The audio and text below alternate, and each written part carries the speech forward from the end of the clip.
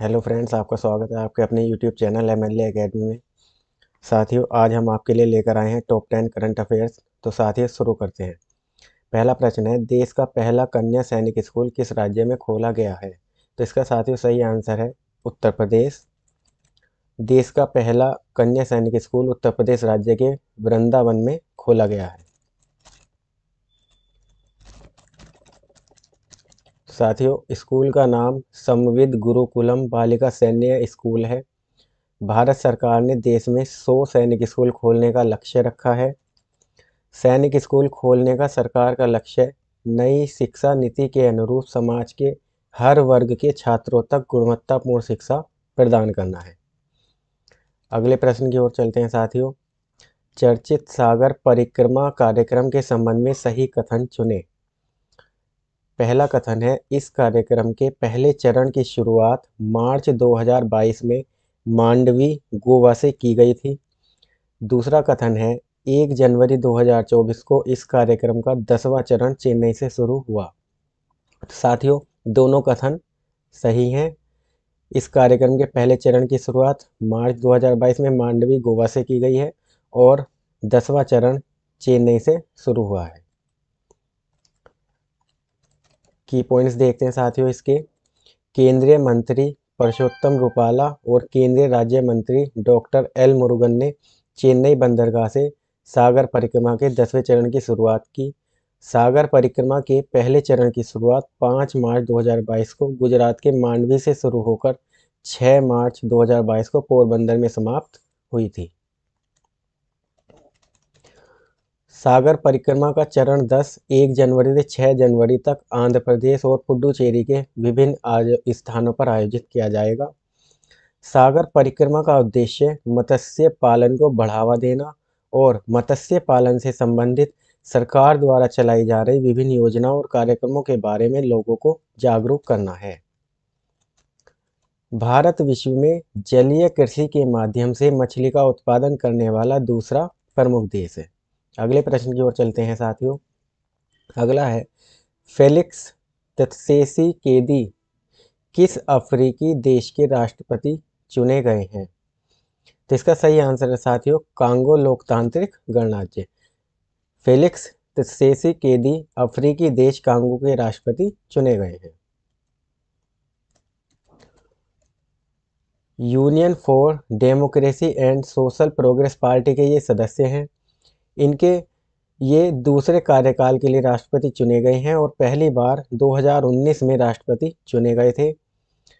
Felix त्सेसीकेदी ने राष्ट्रपति चुनाव में विपक्षी नेता मोइसे कटुम्बी को हराया है। अगला प्रश्न है, Scottish junior women's open squash 2023 का खिताब किस भारतीय खिलाड़ी ने जीता? तो इसका सही आंसर है साथियों अनहत सिंह। अनहत सिंह ने Scottish junior women's open squash 2023 का खिताब जीता है। एडिनबर्ग में आयोजित वुमेन्स अंडर 19 स्पर्धा में स्कॉटिश जूनियर ओपन स्क्वैश 2023 का खिताब भारतीय खिलाड़ी अनहत सिंह ने जीता। इन्होंने फाइनल में रोबिन मैकअल्पाइन को पराजित किया है और भारत के कुछ प्रमुख स्क्वैश खिलाड़ी हैं ऋत्विक भट्टाचार्य, सौरभ घोषाल, दीपिका पल्लिकल, ज्योत्सना चिन्ह। अगला प्रश्न है साथियों, हाल ही में किस राज्य में 108 स्थानों पर एक साथ सबसे अधिक लोगों द्वारा सूर्य नमस्कार करने का गिनीज वर्ल्ड रिकॉर्ड बनाया गया? तो इसका सही आंसर है साथियों गुजरात। गुजरात में सामूहिक सूर्य नमस्कार करने का गिनीज विश्व रिकॉर्ड बनाया गया है। प्रधानमंत्री नरेंद्र मोदी ने नए साल के अवसर पर गुजरात की उपलब्धि की सराहना की है। गुजरात में 108 स्थानों पर 50,000 से अधिक लोग सामूहिक सूर्य नमस्कार में शामिल हुए। इससे पूर्व दिसंबर 2023 में मध्य प्रदेश में के ग्वालियर में एक साथ 1200 से अधिक लोगों ने तानसेन समारोह के दौरान तबला बजाकर विश्व रिकॉर्ड स्थापित किया था। अगला प्रश्न है, हाल ही में आर.के. त्यागी को किस महारत्न कंपनी का अध्यक्ष एवं प्रबंध निदेशक नियुक्त किया गया है? तो इसका सही आंसर है साथियों A power grid corporation of India limited, power grid. की पॉइंट्स है साथियों, आर के त्यागी ने महारत्न कंपनी पावर ग्रिड के अध्यक्ष एवं प्रबंध निदेशक का कार्यभार संभाला। आर के त्यागी को श्री के श्रीकांत के स्थान पर कार्यभार संभाला है। और पावर ग्रिड जो है साथियों, ये महारत्न कंपनी है। इसकी इस्टेब्लिशमेंट 23 अक्टूबर 1989 में हुई थी और इसका हेडक्वार्टर न्यू दिल्ली है। की पॉइंट्स हैं साथियों, अन्य अन्य महारत्न कंपनी के अध्यक्ष और प्रबंध निदेशक जिन्हें हाल में नियुक्त किया गया है: Parminder Chopra, power finance corporation; Koppu Sadashiv Murthy, Bharat heavy electricals limited भेल; PM Prasad, coal India limited CIL; Arvindu Prakash, steel authority of India या सेल। अगला प्रश्न है, पद्म पुरस्कार से सम्मानित वेद प्रकाश नंदा का निधन हो गया। इन्हें किस वर्ष पद्म भूषण सम्मान प्रदान किया गया था? तो इसका सही आंसर है साथियों डी 2018।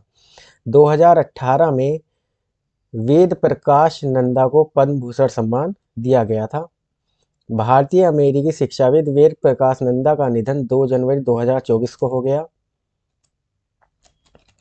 इन्होंने कानूनी शिक्षा के क्षेत्र में अहम योगदान दिया था और वेद प्रकाश नंदा को साहित्य और शिक्षा के क्षेत्र में योगदान देने के लिए वर्ष 2018 में पद्म भूषण पुरस्कार प्रदान किया गया था। अगला प्रश्न है, निम्न में किसे हाल ही में बेटी बचाओ बेटी पढ़ाओ का ब्रांड एम्बेसडर बनाया गया है? इसका सही आंसर है साथियों पिंकी। उत्तर प्रदेश की पिंकी को बेटी बचाओ बेटी पढ़ाओ का ब्रांड एम्बेसडर बनाया गया है। और की पॉइंट साथियों, पिंकी ने ऑस्कर अवार्ड विजेता डॉक्यूमेंट्री फिल्म स्माइल पिंकी में मुख्य भूमिका निभाई थी।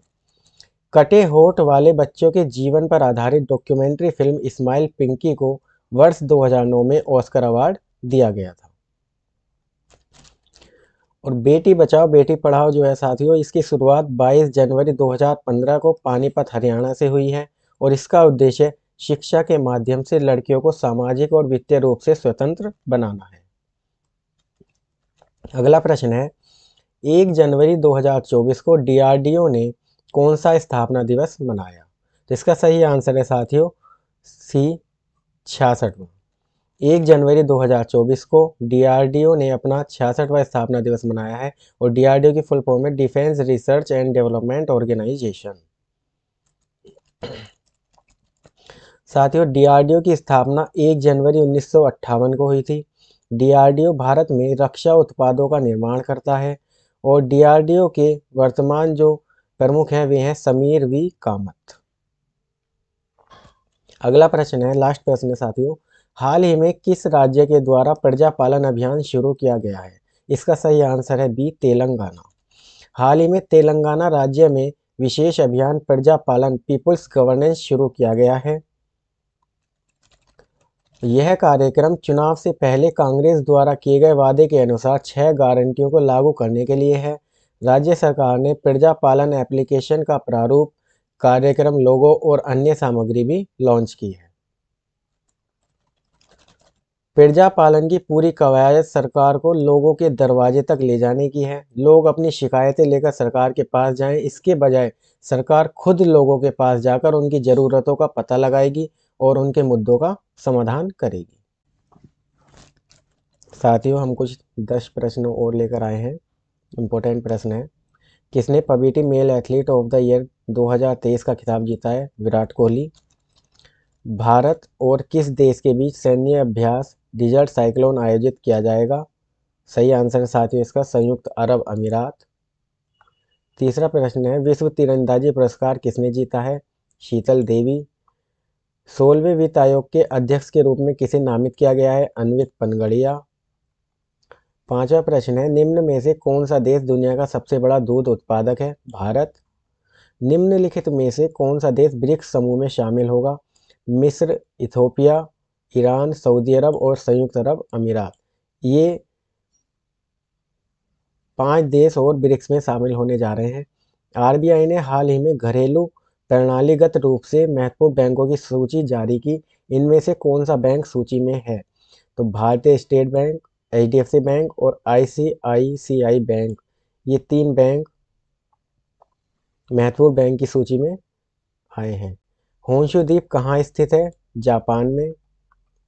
भारत में नेशनल ट्रांजिट पास सिस्टम में को हाल ही में लॉन्च किया गया, ये किसके निर्बाध परिवहन से संबंधित है? वन उपज।